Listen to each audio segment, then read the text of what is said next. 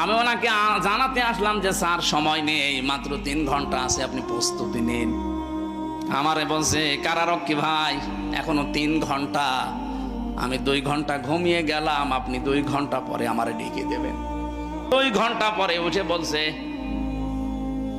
গোসল করলো, ওযু করার পরে বিস্কিট বের করে বলছে ফাঁসি তো হয়ে যাবে, বিস্কিট খাবেন আপনি।